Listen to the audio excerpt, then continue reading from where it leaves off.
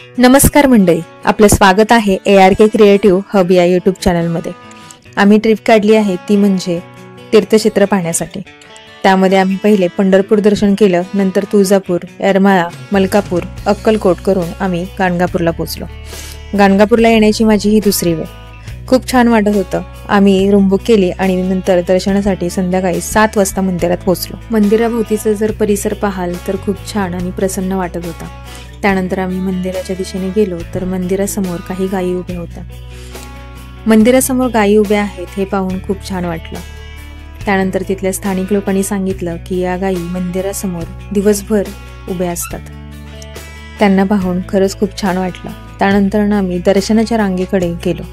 दर्शनाची रांग तर एवढी मोठी होती काही बोलायलाच नको। छान त्यानंतर दर्शन झालं आणि मग नंतर कळलं की आरती आता सुरूच होणार आहे। 7:30ची आरती होती। त्या आरतीला आम्ही थांबलो।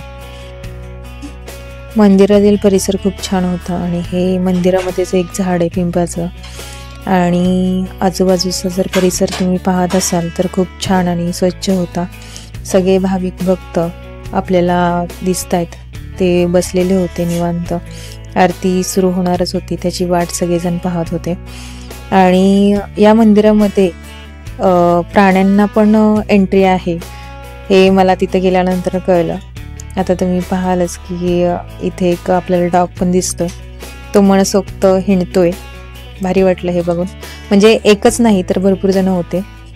आणि जशी जशी आरतीला सुरुवात झाली तशी तशी आरतीला आलेल्या भक्तांमध्ये ज्याला कोणाला भूतबाधा किंवा बाकी बाहेरचे वाईट प्रकार लागलेले असतात मागे, ते मंदिराच्या मध्य सभागृहात येतात। हे सगळं मी पहिल्यांदाच पाहत होते, त्यामुळे मला खूप भीती वाटत होती। या मंदिरात आरती चालू असताना मंदिरातील श्री दत्तगुरूंची पालखी निघते व पालखी मध्य गाभाऱ्याला 3 फेरे मारते। ते 3 फेरे मारत असताना संपूर्ण आरती सगळे भक्त म्हणत असतात। गाणगापूरला आल्यासारखं मला इथल्या मंदिरातली आरती पाहायला भेटली हे माझं नशीबच।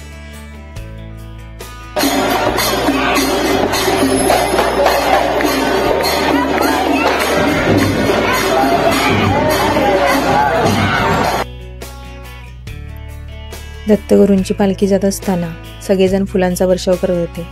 तुम्ही पाहतच असाल पालखीमधले आपले दत्तगुरू कसे दिसतात। खूप छान वाटत होतं हे सगळं पाहून।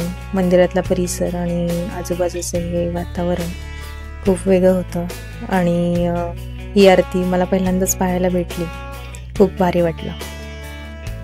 आरती झाली की आम्ही रूमवर गेलो। रूमवर गेल्यानंतर पुढे आम्हाला कोल्हापूरचा दौरा पार करायचा होता। प्रवासामुळे एवढा थकवा आला होता की आम्ही सकाळी उशिरा उठलो आणि पटकन आवरलं आणि परत 11:30 वाजता आम्ही परत मंदिरात गेलो। मंदिरात गेल्यानंतर दर्शन घेतलं। सकाळी खूप गर्दी होती मंदिरामध्ये आणि या मंदिराला जर तुम्ही बघाल शिखर तर 3 कळस आहेत आणि अशा प्रकारे आम्ही दर्शन घेतलं आणि निघालो। व्हिडिओ आवडल्यास व्हिडिओला लाईक, शेअर, कमेंट आणि सबस्क्राईब करायला विसरू नका। चलो बाय।